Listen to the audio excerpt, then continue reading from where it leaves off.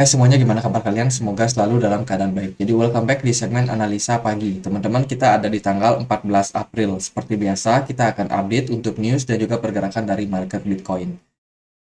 Kemarin kita udah dapat beberapa data, terutama soal data FOMC. Kita juga udah bahas di video yang lalu ya. Jadi teman-teman, silahkan mampir kalau mau tahu isi dari rapat FOMC yang kemarin. Hari ini kita dapat beberapa data soal PDB untuk Inggris. Ternyata posisinya sekarang berada di poin 0, teman-teman.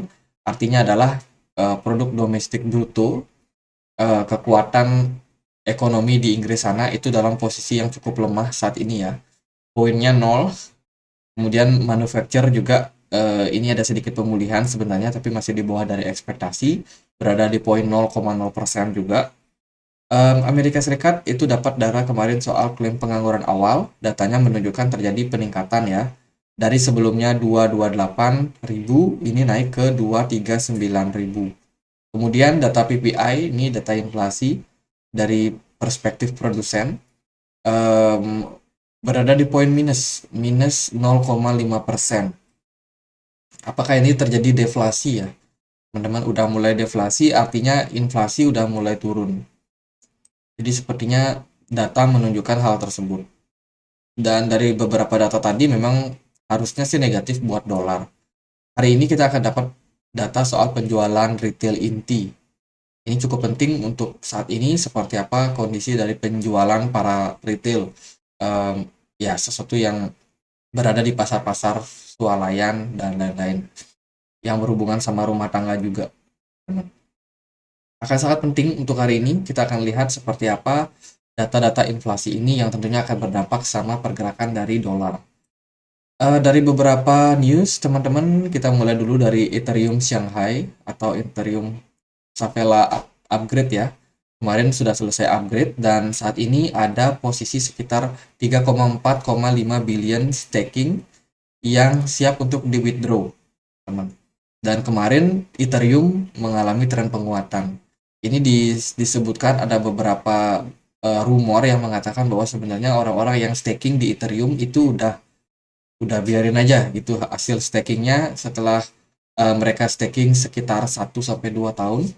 Jadi tidak di withdraw, teman-teman. Mereka memutuskan untuk tetap hold sehingga posisi daripada pergerakan Ethereum kemarin itu cukup stabil ya. Tidak ada dump, tidak ada apa. Tentunya ini sangat-sangat baik untuk kelanjutan daripada next project dari Ethereum. Harganya cenderung stabil dan juga sekarang progress stakingnya udah selesai. Progress upgrade-nya udah selesai, teman-teman. Jadi good news lah, happy ending. Amazon akan launch aplikasi yang menjadi rival dari ChatGPT, yaitu namanya Bedrock. Ya, ini adalah tentunya aplikasi AI dan akan meramaikan yang namanya pertarungan antara perusahaan-perusahaan AI besar, terutama perusahaan-perusahaan yang saat ini sedang mendominasi. Apakah ini akan berdampak sama kripto? Tentunya mungkin berdampak ya, teman-teman. Kenapa demikian? Karena semakin AI ini banyak kompetisinya, maka perusahaan-perusahaan AI ini akan semakin gencar untuk meningkatkan kualitas mereka supaya tetap relevan dan juga bisa bersaing. Tentunya proyek-proyek kripto di dunia saat ini juga akan terdampak, terutama yang punya proyek-proyek AI. Semoga mereka juga ke-trigger nih dengan persaingan yang sudah terjadi sekarang ini dan semakin upgrade untuk sistem yang mereka punya. Jadi ini pertarungan baru ya, Amazon versus Google dan juga Microsoft. Dari berita yang lain, Solana launch untuk crypto smartphone mereka pada Mei tanggal 8. Jadi ini adalah lanjutan daripada rumor yang sudah kemarin sempat booming ya. Solana dikabarkan pengen launching untuk mereka punya smartphone dan sekarang sepertinya newsnya udah makin dekat. Tanggal perilisannya udah muncul tanggal 8 Mei. Tentunya ini bisa menjadi good lah buat Solana sendiri. Mungkin ini penyebabnya beberapa waktu lalu Solana harganya naik, teman-teman. Jadi hampir confirm. Ini berita dari insider. Bank of America ini melakukan sharing 12 chart yang menunjukkan bahwa ekonomi saat ini masuk full blown recession, teman-teman. Akan mendekati fase resesi. Yang pertama adalah a decline manufacture activity. Dari data ini menunjukkan kita masuk lagi ke tren penurunan di bawah 4,3%. Ya, kita udah mau masuk data tersebut yang menunjukkan bahwa manufakturnya dalam posisi yang tidak begitu baik. Ekspansi bisnis tidak bisa dilakukan. Sehingga kalau kita masuk ke bawah dari 45, kita artinya masuk zona resesi. Ini untuk Amerika ya. Kemudian ada a decline manufacture after coincides with lower earning. Ini juga datanya menunjukkan posisi di bawah daripada 0%. Sama data ini menunjukkan kita masuk atau berpotensi besar untuk masuk ke fase resesi. Kemudian global earning models suggest imminent decline. Ini juga menunjukkan posisi kita berada dalam posisi minus saat ini. Teman kita udah berada dalam atau memasuki atau sudah dalam resesi. Step yield curve often precedes recession. Ini juga menunjukkan kita udah berada dalam posisi yang di bawah dan harusnya sih kita udah mulai dalam perbaikan. Apalagi inflasi, data inflasi menunjukkan tren yang positif ya untuk penurunan inflasi dan semoga aja kedepannya ditunjang juga sama kebijakan-kebijakan moneter yang diambil The Fed yang tidak membebani pasar. Bisa kita bilang pause untuk kenaikan suku bunganya. Itu akan berdampak positif buat market. Ini soal oil. Oil juga dalam posisi yang cukup tinggi ya, harga oil. Tentunya oil ini berdampak sama yang namanya harga-harga. Harga-harga berdampak sama kemampuan daya beli masyarakat. Dan tentunya semakin tinggi harga oil, inflasi harusnya makin tinggi juga. Dan data-data di bawahnya masih banyak ya yang menunjukkan bahwa resesi, kita berada dalam fase resesi atau mendekati resesi. Jadi itu, ini kurang lebih juga sama data soal CPI. Jadi temanya kemarin itu resesi semua ya teman-teman. Tapi nggak apa-apa, menurut saya market masih bakalan tetap bergerak positif meskipun kita beritanya resesi saat ini. Tapi bagi saya ini kita udah mulai masuk dalam fase bullish sih sebenarnya. Memasuki fase bullish. Oke, kita akan update untuk pergerakan dari market Bitcoin, teman-teman. Nah, karena kemarin beritanya resesi terus, emas naik lagi ya. Emas menguat lagi, kali ini berada di all time high baru di 2040. Emas naik sekitar 1,27%, sangat-sangat keren, teman-teman. Sementara dari oil sendiri ada sedikit koreksi 0,81%, lumayan. Sementara dari beberapa data ekonomi yang kita udah dapat seperti data PPI, kemudian data pengangguran menunjukkan posisi yang buruk untuk US dollar.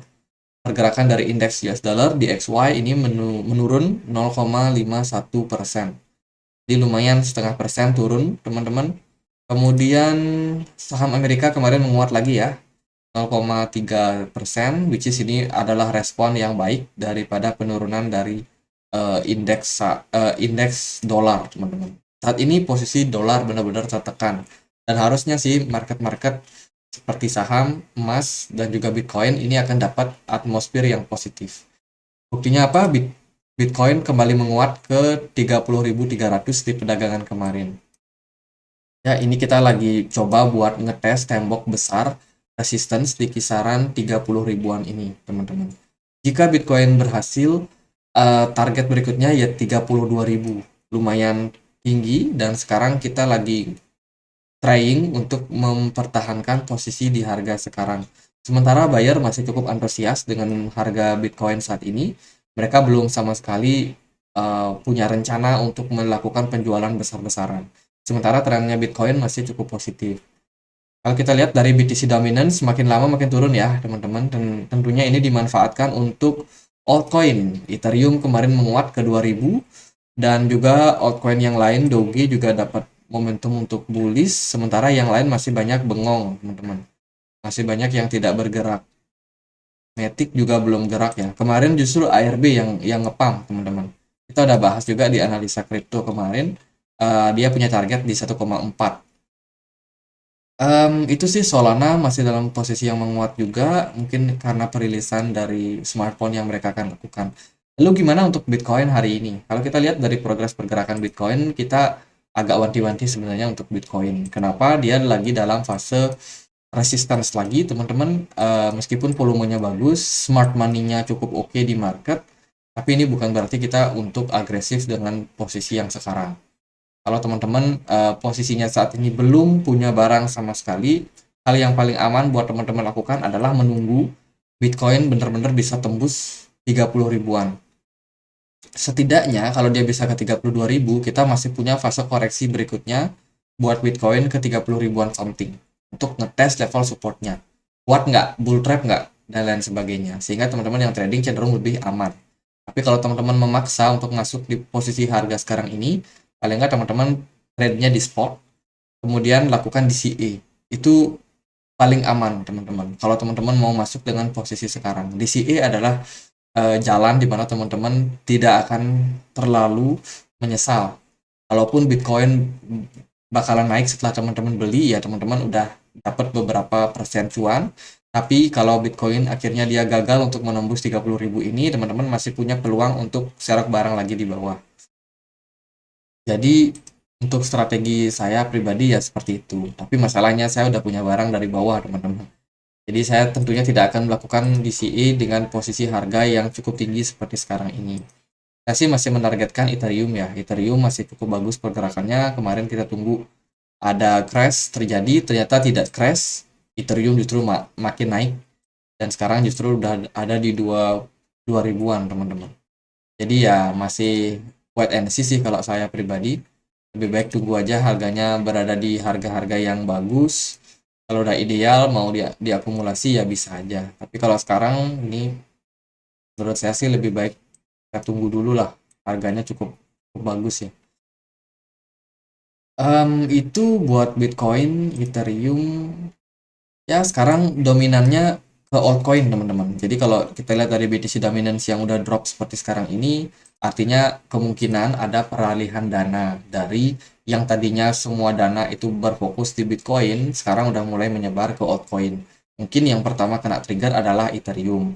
Karena seperti biasa ya, kalau teman-teman perhatikan beberapa fase ini, setelah Bitcoin, itu biasanya Ethereum akan perform well.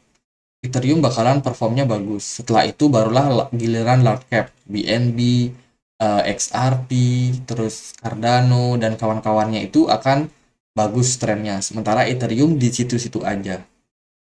Nah, setelah fase-fase large cap ini, koin-koin besar, altcoin yang market cap-nya cukup besar, saat itulah baru alt season. Kita baru akan masuk nih koin-koin micin, koin-koin AI, dan kawan-kawannya itu bakalan rally semuanya.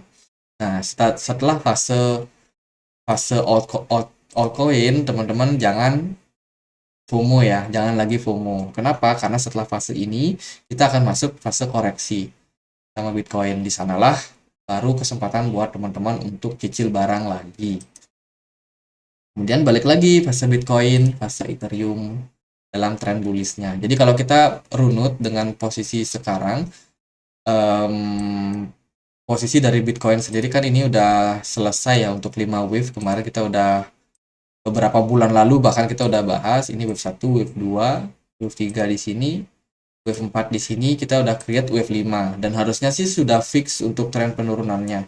Jadi kalau kita mengharapkan tren penurunan yang lebih dalam lagi, aku kurang yakin, tapi ya mungkin saja. Tapi agak kurang yakin ke sana. Sekarang trennya udah balik ke fase bullish. Berarti kita bisa menyambut ya ancang-ancang untuk menyambut tren bullish cycle yang sangat-sangat besar. Sorry, ini kita salah. Bukan korektif. Berarti kita harusnya masuk ke fase rally berikutnya untuk Bitcoin. Ini 1, 2, mungkin next 3, 4, dan 5.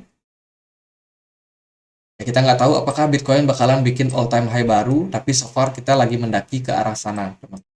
Semoga jalannya aman, jalannya tidak terjal ya. Karena kalau setelah setelah fase bullish yang seperti ini, mungkin kita akan dapat koreksi lagi yang agak dalam. dan kita baru kembali dalam tren bullish teman-teman. Jadi ya sementara posisinya kita masih dalam cycle yang seperti ini, dan kita tunggu aja seperti apa pergerakan dari Bitcoin. Semoga positif, semoga aman sampai tempat tujuan ya. Kalau bisa melampaui all time high yang kemarin di 69 ribuan something atau 68 ribuan something. Jadi gitu aja deh buat Bitcoin, karena memang posisinya sekarang semua lagi pada pindah ke altcoin, jadi kita perhatikan lebih banyak altcoin sih. Ethereum dapat momentum yang bagus, berarti silakan cicil untuk koin-koin yang lain seperti mungkin BNB atau XRP atau mungkin Cardano, Matic yang punya market cap besar. Di sana kita bisa manfaatkan situasi teman-teman. Jadi gitu aja, semoga bisa bermanfaat buat Bitcoin. Update Bitcoin kali ini. Dan akhir kata saya Andre, makasih.